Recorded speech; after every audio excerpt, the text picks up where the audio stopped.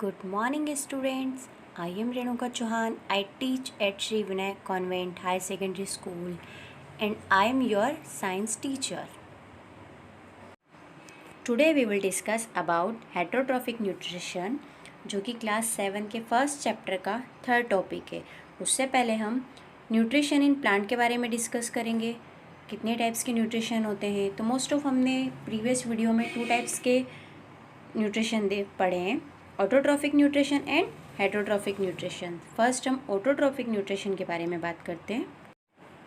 Some plant prepare their own food, they show at autotrophic nutrition. Most of plant prepare their own food and they are called autotrophic nutrition और producer. हम इन्हें producer भी बोल सकते हैं. Autotrophic का means होता है, auto means self and trophic का मतलब मीन्स होता है नरिशमेंट. मीन्स ऐसे प्लांट्स जो अपना फूड सेल्फ प्रिपेयर करते हैं उन्हें हम ऑटोट्रॉफिक प्लांट्स कहते हैं. But not all the plants are autotrophic nutrition. सारे प्लांट्स इस टाइप की प्रोसेस नहीं करते हैं. कुछ प्लांट्स ऐसे होते हैं जो अपने फूड के लिए किसी और पर डिपेंड होते हैं, उन्हें हम हेटरोट्रॉफिक न्यूट्रिशन कहते हैं. हेटरोट्रॉफिक इसीलिए कहते हैं, हेट्रो मीन्स होता है अदर एंड ट्रॉफिक मीन्स होता है नरिशमेंट. जो अपना फूड किसी और से लेते हैं उन्हें हम हेटरोट्रॉफिक न्यूट्रिशन कहते हैं. Heterotrophic nutrition. Some plant and animals both are show heterotrophic nutrition because they are not prepare their own food and they depend other plant and organism for the nutrition, and organism which type following this type of nutrition are called heterotrophic nutrition. Some plant and animals both are heterotrophic nutrition, but we will discuss about only heterotrophic nutrition in plant. We will discuss about 4 categories of heterotrophic nutrition. First, parasitic, then second, saprophyte, third, insectivore, fourth, symbiotic. One by one हम इन सारी categories के बारे में detail में पढ़ेंगे. First, parasitic plant. Parasitic plant obtain the nutritions completely and partially from another plant. Means इस type के plants अपने फूड के लिए किसी और पर डिपेंड होते हैं, उन्हें हम पैरासिटिक प्लांट्स कहते हैं. ये अपना न्यूट्रिशन किसी और प्लांट्स से लेते हैं.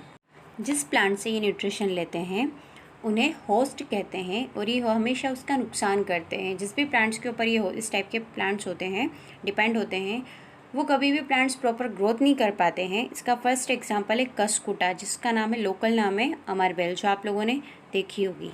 फर्स्ट एग्जांपल है हमारा कस्कुटा, अमरबेल, dodder and total stem dependent plant. इतने नाम हैं इसके, 4 नाम मैंने आपको बताए हैं. फर्स्ट कस्कुटा, इसको लोकल लैंग्वेज में अमरबेल कहते हैं. इसको अमरबेल इसीलिए कहते हैं क्योंकि ये कभी भी डेथ नहीं होती है, ये हमेशा ग्रो करती रहती है.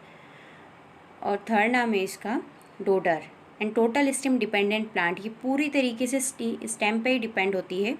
इस टाइप के प्लांट्स में कोई फ्लावर, लीव्स, फ्रूट इस टाइप का बॉडी पार्ट्स नहीं होते हैं. ये जिस भी प्लांट्स के ऊपर ग्रो करती है उस प्लांट को नुकसान करती है, लॉस होता है, बिकॉज ये सारे न्यूट्रिशन सेल्फ ऑब्जर्व कर लेती है. And yellow tube like structure इसका आपने दिख रहा होगा आपको. इसका यूज़ मेडिसिन में होता है. देन सेकेंड एग्जाम्पल है हमारा रेफ्लेशिया. रेफ्लेशिया के बारे में आपने सुना ही होगा. Second example rafflesia. Rafflesia flower आपको यहाँ दिख रहा है. ये सेकेंड एग्जाम्पल है पैरासिटिक प्लांट का. ये भी अपने ही न्यूट्रिशन के लिए किसी और के ऊपर डिपेंड होगा. रेफ्लेशिया फ्लावर के बारे में आपने सुना होगा, लार्जेस्ट फ्लावर है. ये फ्लावर काफ़ी बड़ा होता है. इसकी जो डायमीटर होती है वो 12 इंच होती है और उसका जो वेट होता है वो 11 kg होता है. एंड थर्ड एग्जांपल है हमारा सैंडलवुड. आप लोगों ने सुना ही होगा, चंदन का पेड़, वो भी एक पैरासिटिक प्लांट है. सेकेंड टाइप है हमारा saprotrophic nutrition in plant. Saprotrophic nutrition in plant. The taking of nutrition by organism from death and decay matter in the form of solution is called the saprotrophic nutrition. इस type के plants अपना nutritions ऐसे material से लेते हैं जो death and decaying means सड़े गले, जिनकी डेथ हो चुकी है, इस टाइप से अपना न्यूट्रिशंस लेते हैं. बट ये खुद डेथ नहीं होते हैं, ये लिविंग होते हैं. फर्स्ट एग्जाम्पल है फंगी. तो हम फंगी के बारे में पढ़ेंगे. Fungi. You must have seen some cotton-like thread that grow on bread after some days. These are called fungi, which are also plants. आपने ब्रेड के ऊपर देखा होगा इस टाइप का ब्लैक टाइप में फंगस जम जाती है कुछ दिनों के बाद, जब आप नमी वाले एरिया में ब्रेड को रख देते हो तब इस टाइप का आपको दिखाई देता है। उसको हम फंगी कहते हैं। फंगी हमारे लिए नुकसानदायक है बट मेडिकल साइंस के लिए बहुत अच्छा यूज़फुल है। इससे मेडिसिन प्रिपेयर की जाती है। Have you notice the food, leather, clothes, shoes, etc. easily get spoiled during rainy season because in these seasons moisture is present in the air and this spore of fungus are always present in the air. When they fall on some warm or wet object they are starting growing. ये हमेशा atmosphere में present होती है but गर्मी में इतनी ज़्यादा effect नहीं करती है, बट रेनी सीजन्स में ये ज़्यादा इफेक्ट करती है और ज़्यादा नुकसान करती है। हमने इसे कुछ कपड़ों में जमते हुए देखा होगा, जैसे कांची टाइप जम जाती है, ब्लैक फूड, लेदर, शूज़, ये काफ़ी सारी कीमती चीज़ों को स्पॉइल करती है बट ये रेनी सीजन में ही ज़्यादा नुकसान करती है। थर्ड टाइप है हमारा insectivore plants. Third, insectivore plant they trap and consume insect to obtain nutrition. इस टाइप के प्लांट्स अपना न्यूट्रिशन इंसेक्ट से लेते हैं और ये ऐसा इसलिए करते हैं, इनमें नाइट्रोजन की कमी होती है और नाइट्रोजन की कमी को कंप्लीट करने के लिए ये इंसेक्ट लेते हैं। और इसके एग्जांपल है pitcher plant and Venus fly trap plants. इन दोनों के बारे में हम पढ़ेंगे। फर्स्ट हम पिक्चर प्लांट के बारे में पढ़ेंगे। Pitcher plant, the plant is actually it's modified leave. ये जो आपको दिख रहा है पिक्चर टाइप का स्ट्रक्चर, ये एक्चुअली इसकी लीफ का मॉडिफाई है। इसकी लीफ जब थोड़ी सी बड़ी हो जाती है तो वो पिक्चर में कन्वर्ट हो जाती है। The upper part of leaf act on lead and the inside portion of lead has hair on it. इसका जो ऊपर का शेप दिख रहा है आपको ऊपर, जिसको आप ढक्कन भी बोल सकते हो, वो उसको लीड कहते हैं और उसके अंदर हेयर लाइक स्ट्रक्चर होते हैं। जब भी कोई इंसेक्ट इस प्लांट के ऊपर आके बैठता है तो ये कैप अपने आप लग जाती है, मीन्स लीड अपने आप लग जाती है और अंदर जब तक ये ओपन नहीं होती है कि तब तक कि वो इंसेक्ट को पूरी तरीके से न्यूट्रिशन न ले लिया जाए। मीन्स पिक्चर प्लांट जब तक न्यूट्रिशन नहीं लेता है तब तक ये लीड ओपन नहीं होती है। और ये प्लांट्स ऐसा इसलिए करते हैं क्योंकि इनमें नाइट्रोजन की कमी होती है और ये इनका एडॉप्टेशन है और ये नाइट्रोजन की कमी को पूरा करने के लिए ऐसा करते हैं। फोर्थ टाइप है हमारा symbiotic nutrition.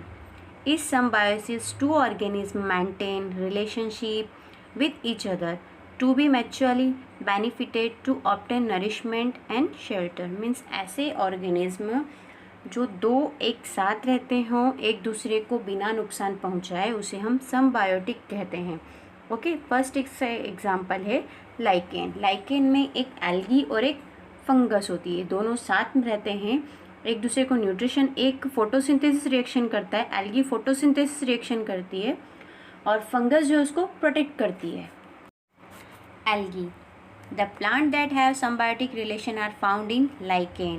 In lichen, algae and fungus live together. दोनों एक साथ रहते हैं, एक algae and एक fungus. The algae is green color and prepare its own food. And this food is shared by algae with the fungus. In return, the fungus provided shelter, nutrition and water to the algae to make food. Okay, lichens एक algae और एक fungus दोनों साथ रहते हैं, एक दूसरे को नुकसान पहुंचाए। एल्गी फूड प्रिपेयर करती है एंड फंगस उसको हेल्प करती है न्यूट्रिशन और वाटर प्रोवाइड करवाने में, और ये दोनों एक दूसरे की हेल्प करके लाइफ लिविंग करते हैं। इसको हम सिम्बायोटिक कहते हैं और ये लाइकेन सिम्बायोटिक का एग्जाम्पल है। Another example is rhizobium bacteria present in the root nodules of some leguminous plants such as gram, moong, peas, beans, etc. Rhizobium help in the converted nitrogen from air to usable form for the plant and plant is return provided food and shelter to be bacteria. ये bacteria ऐसे plant के अंदर होता है जिनकी capability atmosphere से direct nitrogen लेने की नहीं होती है, तो ये रूट के अंदर होता है। आपने चने, सोयाबीन, मूंग, बीन्स, इन सब के प्लांट्स देखे होंगे और आपने अगर नहीं देखे हैं तो अभी बारिश के सीज़न में आप इन सब में से किसी भी प्लांट की लेना एक, और उसमें रूट में देखना आपको नूडल्स टाइप के स्ट्रक्चर दिखेंगे, जैसे आपको यहाँ पिक्चर में दिख रहा है, वो राइजोबियम बैक्टीरिया होता है। राइजोबियम बैक्टीरिया प्लांट्स की हेल्प करता है नाइट्रोजन लेने में, बट उसको बदले में क्या चाहिए रहता है? फूड। तो प्लांट्स उसको क्या देता है? फूड। और वो उसको प्रोवाइड करता है, प्लेस प्रोवाइड करता है, बिकॉज वो एटमॉस्फेयर में लिविंग फॉर्म चाहिए रहता है उसको रहने के लिए। और इस तरीके से दोनों का बेनिफिट्स हो जाता है। राइजोबियम बैक्टीरिया को प्लेस मिल जाती है रहने के लिए, फूड मिल जाता है और प्लांट की हेल्प हो जाती है। आई होप आपको ये वीडियो बहुत अच्छे से समझ में आएगा। Thank you for watching video. And हम नेक्स्ट वीडियो में डिस्कस करेंगे nutrient replacement in soil and addition of manure fertiliser के बारे में आपने सुना ही होगा, क्रॉप रोटेशनल के बारे में, and growing leguminous crop, additional of compost, इन सब के बारे में हम डिस्कस करेंगे नेक्स्ट वीडियो में।